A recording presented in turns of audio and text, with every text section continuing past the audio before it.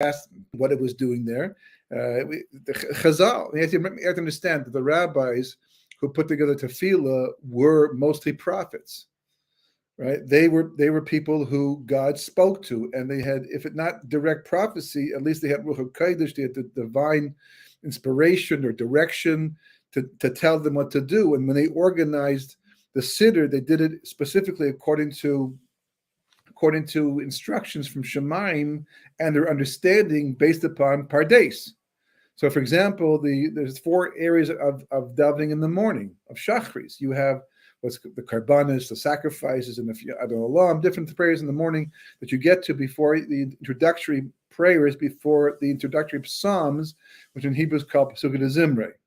And that's followed by what's called Birchas Kriyas Shema, because it's the brachas before saying the Shema, and then you say the Shema, and there's two brachas after the Shema, and then you go into Shemona Esrei. And these correspond to 4 different levels of consciousness, we're told.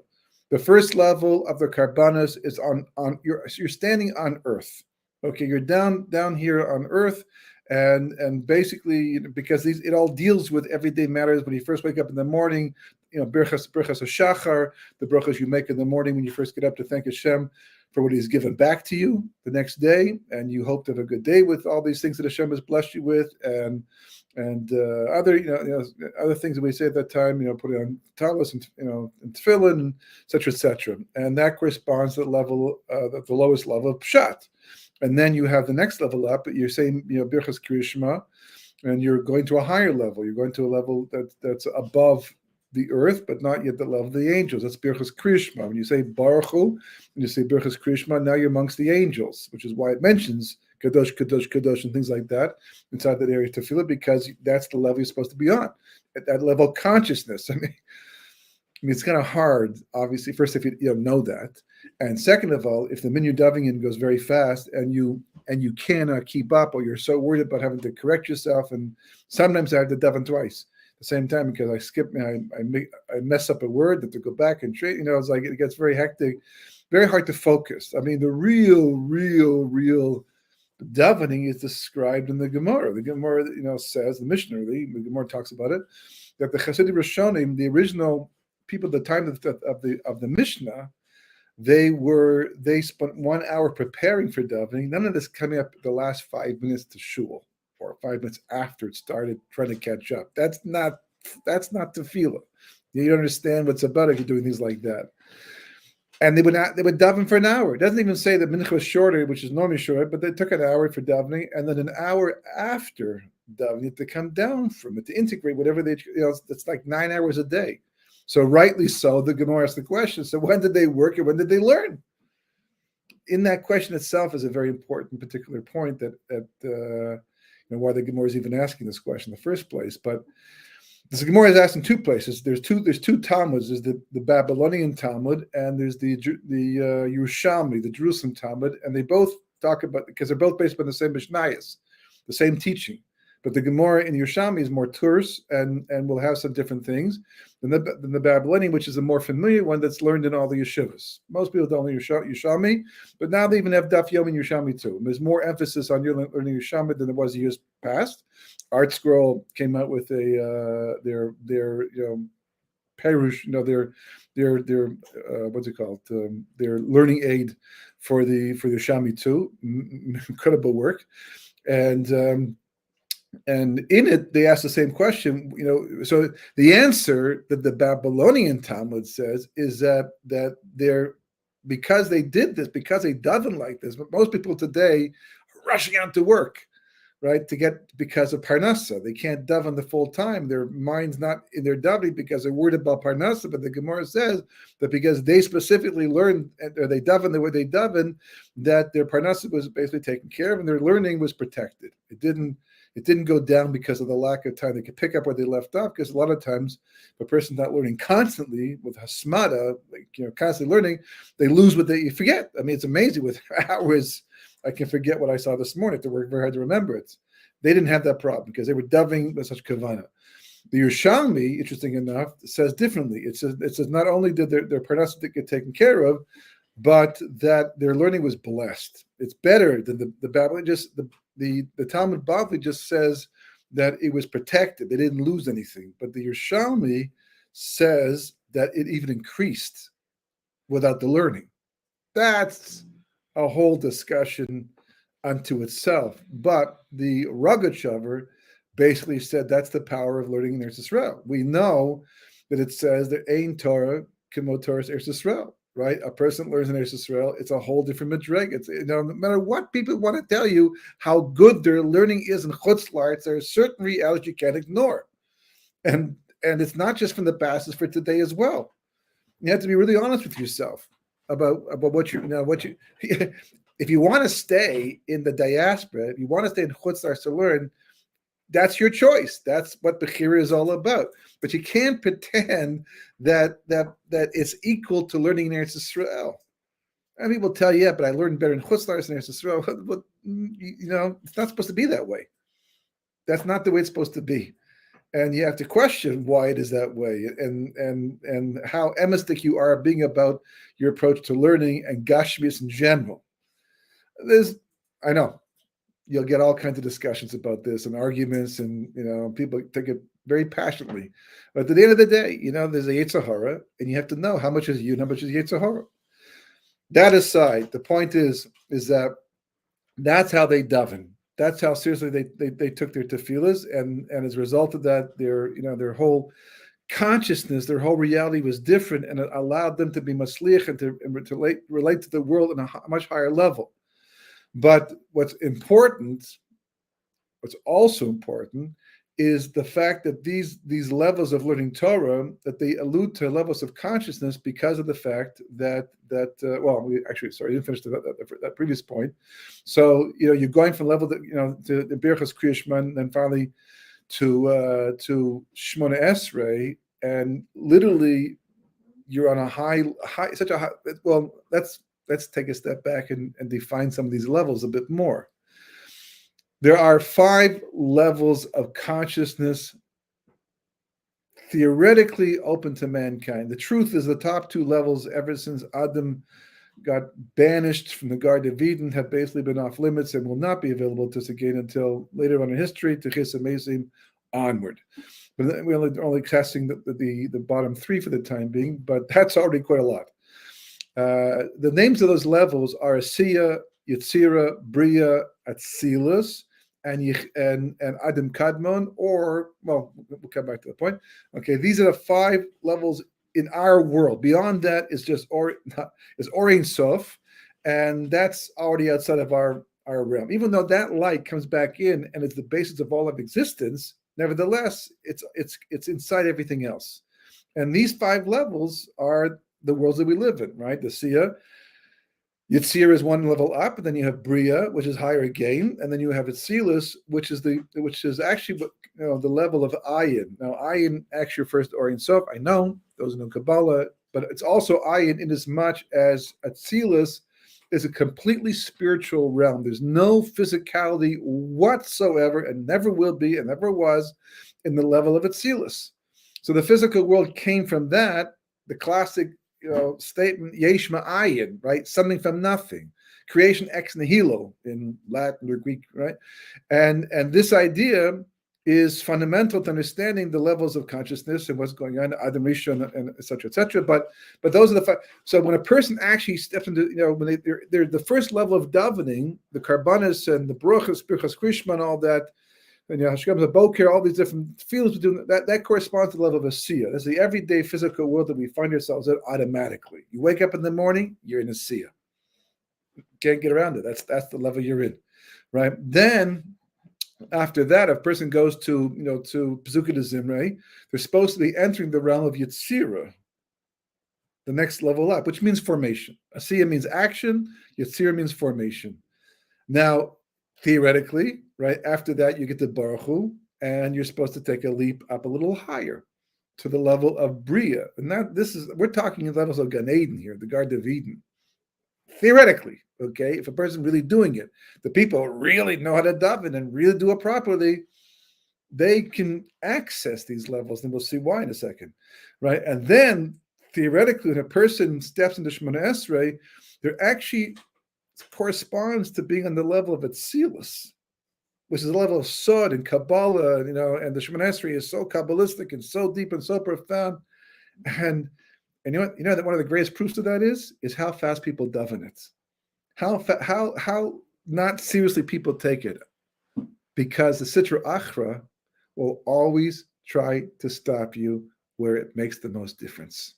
He'll always interfere. If you find yourself having to race with Shemoneh Esrei, if you find yourself not taking davening, because he knows, and he can affect you in one way, even by affecting the way. It's like these things are part of our understanding of how life works. And the fact that so few people understand, I mean, there are people who race through Shemoneh Esrei in order to go learn. And learning is all important. I cannot emphasize the importance of learning, but it's on a lower level unless you're learning Kabbalah, perhaps, right? But if you're learning Gemara or something else, it's on a lower level than Shemoneh Esrei is supposed to be on. That's according to the Rizal, according to the Zohar. That's what it says. So you're passing up a closer connection to God, a closer relationship to the master of the universe, to go learn his Torah on a lower level. It's like going to the chasana of someone you really cherish. You're showing up, because you want them to understand how important it is to you to be at their wedding. And what do? You take a Gemara and you sit outside in the lobby, you learn instead. There's no, that's an amazing thing to do, to learn like that. But everything has its time and its place. The Bala Bayis, the Bala Simcha, right? That's why there's a Gemara that says, anyone who's Mesameh Chasam B'Kala, it's like there's 5 kolas that come out. It's tied to the giving of Torah. Now you have to know what you're doing and what's going on. And this all comes down to levels of consciousness, because these levels also correspond to these 5 levels of soul, that's us. We are the 5 levels of soul. Nefesh, Ruach, Neshama, Chayin, Yechida. Nefesh corresponds to Asiya, which corresponds to Pshat. And Ruach, the level up, corresponds to Yetzirah, it corresponds to Remez, right? Or Mishnah, for that matter. And then you have the 3rd level, which is Bria and Neshama, and Bria Neshama and what's the 3rd level we're talking about here? And Drush, right? The 3rd level of learning. And the 4th level, Sod, corresponds to the level of Chaya, which is a level of soul that technically we don't access, but something it's there. It's still feeding us with divine light. Otherwise, we couldn't live. And that corresponds to the level of Atzilus. So you see how the process of going deeper into yourself, of going from level of Nefesh to Ruach to Neshama, you can't go to Chaya today, okay? But get to Neshama, believe me, you will be otherworldly completely, okay? So the process of going deeper into yourself, it coincides with the process of going deeper into Torah, and it coincides with going into deeper levels of consciousness. It's all tied together, which brings us to Torah and the mitzvahs itself. That's what mitzvahs are, commandments, and commandments are things the king has told you to do. And as a loyal subject, in order to make sure that society runs smoothly, you have to obey. If you don't obey the king, you can end up in jail. Or in olden days, they would kill you, execute you. So as a lawyer, you don't have to agree with it. You just have to do it. And if you don't agree with it, you better be pretty sure you can somehow, usurp the it's not possible here. So commandments, tzivu, you have to do it. God says to do it, you do it. A loyal servant. Plus, we know that by doing mitzvahs, we get rewarded in the world to come. And that's, of course, eternal. So therefore, do it, A, to be loyal to Hashem, and B, because it's schar in the world to come. And that one's already a little difficult for people. People don't take that so seriously. Because, and the Kli Yakar brings it, in Parshas Bechuk Kusai, he brings down 7 different reasons why the Torah doesn't address the idea of Olam Haba. But the truth is that the Torah once did. Where did it go to? So, very apropos to the time of the year right now, this coming Thursday night and Friday, Bezrat Hashem, will be Shavuos, the 6th of Sivan. Zman Torah Seinu, Zman Kabbalas Torah. We're going to celebrate Kabbalas Torah, the receiving of Torah. And all of this Because without that, we couldn't have any of this. We'd just like any other nation in the world. And we're going to celebrate it because we didn't get it. We almost got it. I mean, Moshe was on his way down from the top of the mountain. He saw the golden calf and he broke the luchos. And we had to wait another, 80 days to receive a new set of luchos at a lower level, because the first set of luchos were carved out by God and written on by God. And the second set of luchos were carved out by Moshe and written on by God, which is quite a compliment. But it was a lower level. And that's the Torah we have today. But the Torah that Moshe came down with, that was after Nasa v'Nishma. That was after saying we will do and we will obey, and we were immortal. We were on a higher level of consciousness. We were no longer part of this world. We were in the world, but we were quite immortal. Immortal. And because of that, that was going to be the beginning of the Messianic era. And hence, onward to Chisames in the world to come. So therefore, the Torah that Moshe came down with on the 6th of Sivan was that Torah, what we call Torah's Mashiach, and actually Torah's Atzilus, which means it's no longer addressing the lower levels of consciousness. It's only addressing the level of the Shmoneh Esrei consciousness, Atzilus. You don't have to work yourself up to it. You were in it the entire time. And that's the Torah he came down with, but he broke. So then why are we celebrating it? Because one of the questions they ask is that why did Moshe even bring them down in the first place if he's going to bring them? In the history of mankind, in the history of the Jewish people, as far as I know, there's no God-fearing rabbi who ever, to make a point to his congregation about their wayward way of life, ever took a Sefer Torah out of the Aron HaKodesh and threw it on the ground and ripped it, God forbid. If it happened by accident, but not to make a point. You don't do that. It's a Sefer Torah. You want to give tochacha to your tzibur, put the Sefer Torah back in the Aron HaKodesh and give them tochacha, give them criticism. You want to punish them? Find another way. But why should the Sefer Torah suffer? Why should its kedusha be profaned by throwing it on the ground? We don't do that. There's a halacha. You can't do that. No matter how serious the sin is going to be. If God wants to destroy his Sefer Torah, God forbid, that's his business. But we can't do that. So why would Moshe take the luchos, which are carved out by God and written on by God, and break them? Why would he bring them down? Leave them on the top of the mountain. Go back and get them later on. Because Moshe understood what was going to happen. And the breaking of itself is a discussion. But the point is that Moshe wanted to take the experience of Kabbalah Torah part 1 as far as he possibly could. He knew if he didn't bring them down, we would never see them again until Yemos HaMashiach. So therefore, he brought them down. We saw them.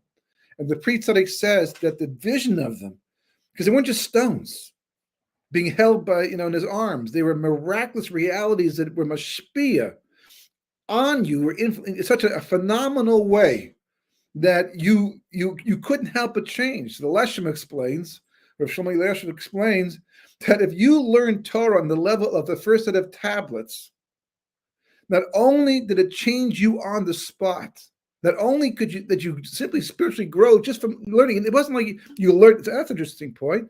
I need to absorb that. I need to work into my mentality. And we have things like Musar today. What do you need Musar for? They asked the Brisker Rav why because there was a Musar movement at that time, why he didn't learn Musar like all the other sectors of Judaism, Torah Judaism. He said, because I learned Gemara, and Gemara is Musar, because it was for him. That's the way he learned it. The rest of us, it's a Gemara. It's a Rishon, it's an Achron, it's a Halacha, it's a detail, but change my life because of it? No, I need Musar for that. I need to focus specifically on my character traits and work at who I am and understand. But that's not the way it was. Originally, it was a whole different story, because the Torah that you learned, Luchas Rishonas, it automatically was mashpia. It changed your mahus. It changed who you were automatically. And not just that, but everybody else around you, right? You could be learning, and your neighbor, whoa, I just got a spiritual lift. That my neighbor must be learning Torah again, or someone close by, because it would be post-shaped into the world. It would be his spashtus of the light. It would spread. It would emanate. That was the level of the Luchas Rishonas, and we had hashpah from that because Moshe showed it to us. And the Pri Tzaddik says that because of that, we're still a nation today. that Kedusha, that Moshe was able to imbue, even though he had to break them in the end. And they put them in the Aron HaKodesh because to tell us that they're there. And the Baal HaTurim explains that you can actually access the first set through the second set if you know how to do it, if you work hard on yourself to do it. So we celebrate Shavuos because there is a kesher. It was a real reality. Even though Simchas Torah is really the celebration of Torah on the level that we live on every day, and that level of Torah, of course, doesn't talk about the world to come because it's not relevant to talk about the world to come. It needs to talk about dinning. How? Okay, you made the mistake. The golden calf came, and the spies, but the gold changed everything. We stopped being immortal once again. We went back to being mortal, and now we had a Yetzer Hara back on our bodies, and now there's going to be chet. I mean, you got a Torah talking about judges and witnesses and murder. What kind of Torah is that? Not towards the Tzilas, not towards the Mashiach, because in the time of Mashiach, there's no Yetzer Hara. You don't have to talk about things like that. It's not relevant anymore. You can't do those things anymore.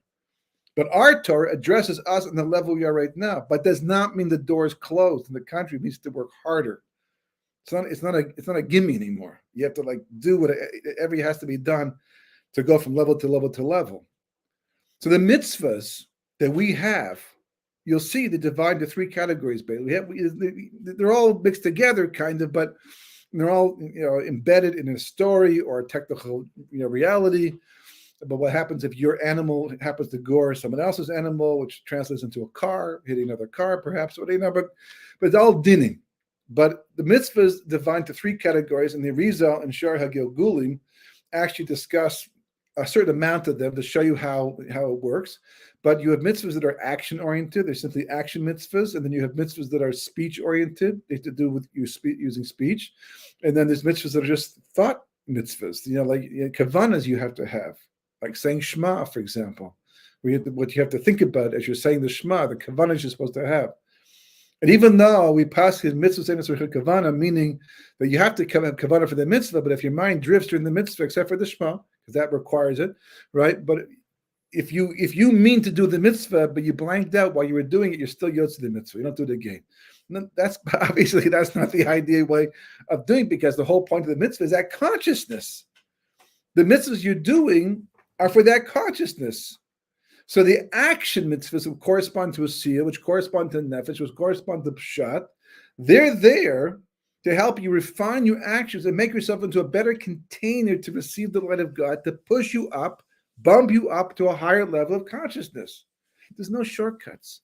Yes, you could practice meditation. Yes, you can, and we believe that 100%. It's what to do.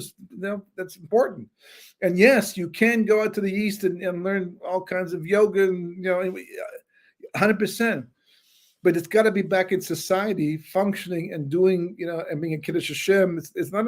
God didn't make us simply to be peaceful, calm, calm individuals.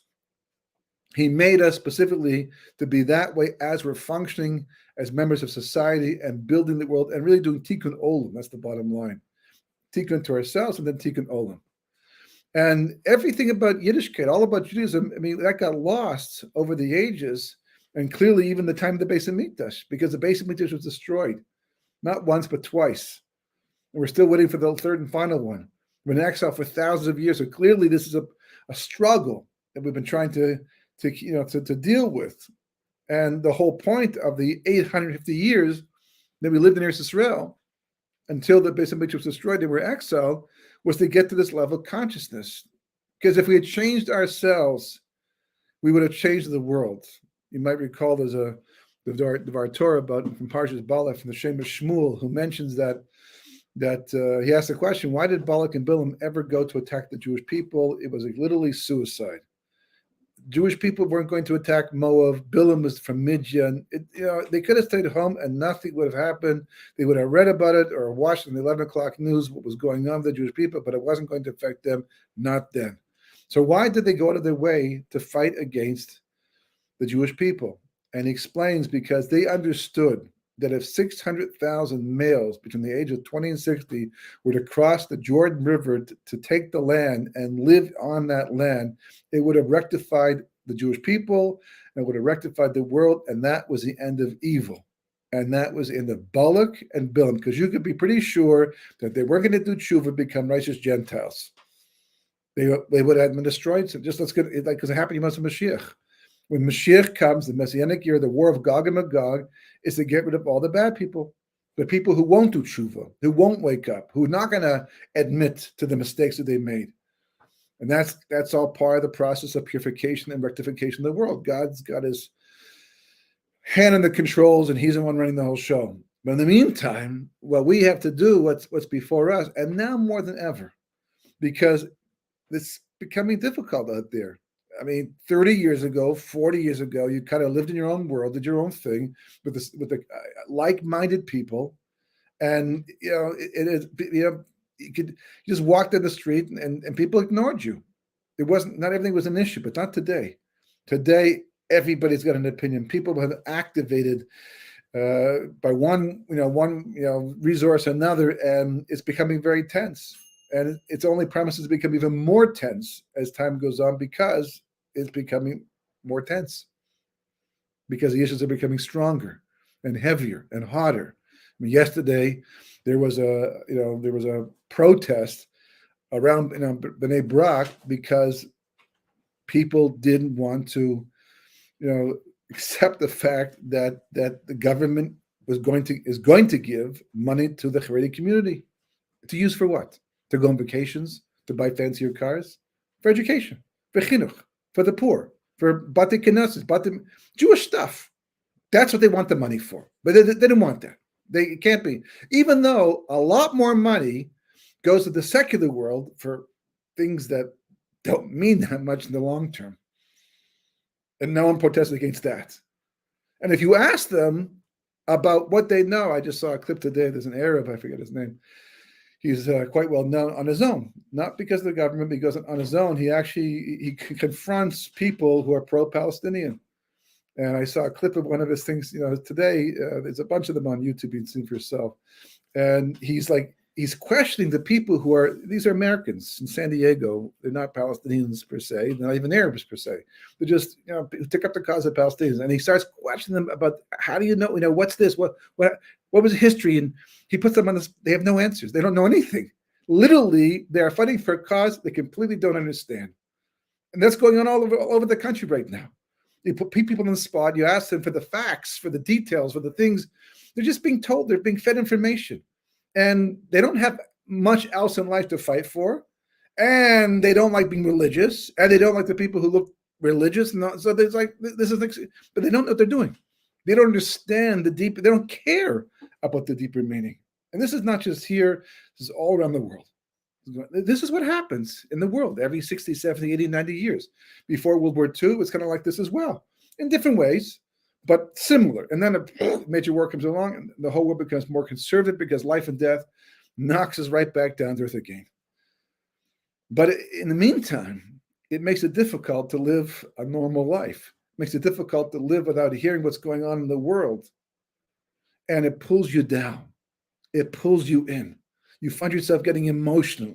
You find yourself getting, struggling to be able to stay in your own daladamas, your own reality, and because also and this is always scratching the back of my mind, that as much as God runs the world, and I'm believing that, and I'm living by this, that we know that people can do a lot of bad stuff. In the meantime, it's all minashamayim. No one's saying that it's hefker, that it's out of control, that it's random, that God's not up there going, oh, I didn't see that coming, I wish I'd stopped that. No, it's all from him. Let's make that explicitly clear. There's not one little butterfly flapping its wings because on its own. God tells it to do that. And this microbe is God controlled. So how much more so all the politics and all, it's hard to see and believe and understand how God, who's so holy, could be behind such unholy stuff. But we'll see, that those answers will come later on. Not so complicated, just complicated to explain, but the answers will come later on. But this idea of being dragged down and pulled into it and compelled to say things you don't want to say, to think about things you don't want to think about, to be affected emotionally in ways you don't want to be emotionally affected. Yeah. How do you rise above it? Well, it's not going to happen on its own. That's for sure. You just get pulled in. And that's what Chazal left us. So I mentioned one little short prayer it's not, on one hand, it doesn't stand out on its own. On the other hand, it does, because of what it represents and what it is. And you might say it in the mornings, and you might not say it in the mornings. More than likely, if you go to shul and you daven Kabbalah Shabbos with everybody else, right, you're going to say it there because it's built into the tefillah itself in Kabbalah Shabbos right before Mizmor Shabbos. Before the Chadodi, and I'll explain one in a second. But in the Hebrew, it's called Ana B'Koyach. But I'll read the English, and compared to the rest of the tefillah, it's hard to grasp what's going on over here. So it says, "We beg you, with the strength of your right hand's greatness, untie the bundled sins." Make sense so far? "Accept the prayer of your nation. Strengthen us, purify us, O awesome one. Please, O pupil of an eye, bless them, purify them, show them pity. May your righteousness always recompense them. Powerful, Holy One, with your abundant goodness, guide your congregation. One and only exalted one, turn to your nation, which proclaims your holiness. Accept our entreaty and hear our cry, O knower of mysteries." Sounds a lot better in Hebrew. "Blessed is the name of his glorious kingdom for all eternity." That last verse actually is not part of it, but what's interesting, the only place you find this in the entire Siddur, Machzor, you name it, the only place you find this is that you see here, right, that on the over here, right, see these letters over here? Well, it's not hard to figure out if you look at the letters that they're Roshi Tevis. Roshi Tevis means literally head letters, like acronym, but each of these letters, right, there's 6 in each, there's 7 lines of 6 each, and they are the first letter of each of these words, and they're in the column. So Ana is Aleph, B'Koyach is Beis, and Gedul is Gimel, and you see Aleph, Beis, Gimel over here in the column. All the letters are there. 6 times 7 is 42. And 42, of course, now should be a familiar number because we mentioned it earlier, that the rabbis who entered Pardes meditated on a 42-letter name of Hashem to go to higher levels of consciousness. So what is this doing here? I mean, it's like poetry. It's beautiful, no question. I mean, it's really absolutely stunning and beautiful and so well written. But what's it doing here in the prayer service? Acting as a spiritual springboard to push you to a higher level. The same thing is true on Shabbos. Like Kabbalah Shabbos, right before L'chad Dodi, a very mystical time. In Tzfat, he used to go in the sun setting into the fields to greet the Shabbos queen. And it was real. But it was real, right? And it's there because that's also a springboard to a higher level of consciousness. In fact, you're going from a Siyah to Yetzirah by saying that with Kavanah. And if you maintain that, then you have a Shabbos experience. Why is malacha? Why is creative activity forbidden on Shabbos? Because it's distracting? Well, probably a little bit, but that's not the main reason why. Because the work to build the Mishkan and all the work we do 6 days of the week is only relevant to the level of Asiyah, everyday life that we live and share with the rest of the world. We work 6 days of the week. That's what we're supposed to do. And we're using these creative activities to accomplish and to rectify the world and to take care of ourselves. But on Shabbos, you go to the level of Tzira. It's a higher level of consciousness, 1/6 of the world to come, if you do it right. Not just, take a vacation for one day, but you focus and you go to a higher level. You go to Yitzira, the level of Gan Eden. On that level, it says that Adam Rishon, he worked and guarded the garden, Sham v'Avda, the garden. He wasn't out there with a hoe and a hose pipe taking care of the garden. The garden was Pardes, paradise, right? Pardes, paradise. Obviously the word is the basis of the English word. That's what he was doing. He was learning Torah, and he was coming closer to Kosh Baruch Hu, and that was called protecting the garden. When he was forced out of the garden, so now he had to physically take care of a garden, which is his food and things like that, because he left paradise. That's what it was. So if you do malach on Shabbos, if you talk on Shabbos in a way, and it's hard, we're all guilty of the same idea, happens all the time, but really doesn't happen. People are very strict about this. But if you do malacha, what you're doing is you're going back down to a siyah on the seventh day. You're going back down to the reality of the 6 days on the seventh day. You're leaving the reality of siyah. You're leaving the consciousness of Shabbos behind. That's a chilul. That's a definition. This feeling here is a way of telling us that don't just say the words. Don't just do the mitzvah. Don't just talk the talk. Right? You have to. It has to go through you. All of you. The more of you is involved, the higher the level of consciousness. And here's the really important part. The more it says, someone who's makdish himself a little bit, Shemaim is makdish him a lot. If you sanctify yourself a little bit, Shemaim will sanctify a lot. You don't have to do the whole thing. You have to get started. This is the steps that we take, the small steps that we take. Habala teher, mesaino. A person who comes to purify themselves, a person comes to activate their spirituality, to go to higher levels of consciousness, Shemaim will lift them up. And the world will just seem different. And you'll be strong. And we'll get to it, hopefully, Bez Rashem next time. Next week, we won't have a shir because it's their Shavuos already. It's actually already at that time. And but we'll get back to it. We'll see how that's really the basis of bitachon. I mean, bitachon is all emunah, bitachon, trust and faith in God is everything. It's everything. There's nothing else but that's what we're here to build up. That's the strength that we draw from to do everything else we're doing in this world and to transcend the mundane reality.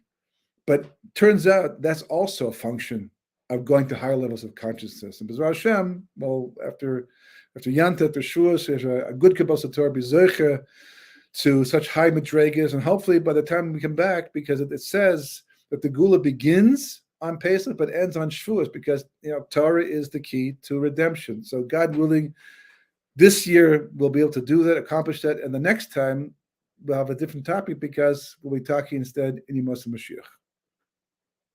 Shabbat Shalom and Chag Sameach. Can't hear you.